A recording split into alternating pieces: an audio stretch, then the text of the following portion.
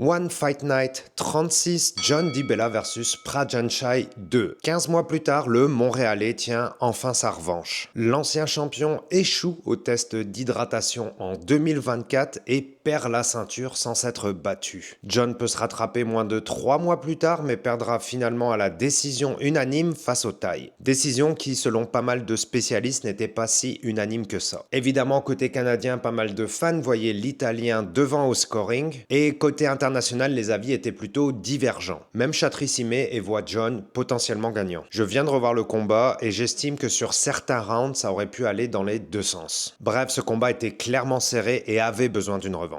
John nous avait régalé sur ses entrées en anglaise, ses recherches d'angle pour varier inside et outside leg kick. Le Montréalais met toujours beaucoup de volume, on sent plein d'aisance dans ses points. Les fans sont unanimes sur les réseaux, John est talentueux et boxe bien sur 5 rounds. Prajanchai a clairement abusé du clinch, mais c'est un petit peu la tradition pour les Thaïs lorsqu'ils combattent en kickboxing. Par contre, le champion a été clinique sur l'exécution des genoux au corps. Et je pense que ça a beaucoup scoré aux yeux des juges. Et John devra trouver la parade à cette tactique, que ce soit dans la gestion de la distance ou dans la destruction des jambes. Les switch kicks du Thaï ont aussi été un problème dans les derniers rounds. Et on sait que le Montréalais en mange toujours quelques-uns lors de ses entrées en ligne, même si sa vitesse d'exécution est incroyable. Alors battre un champion aux 400 combats chez lui au Lumpini, on sait que c'est compliqué.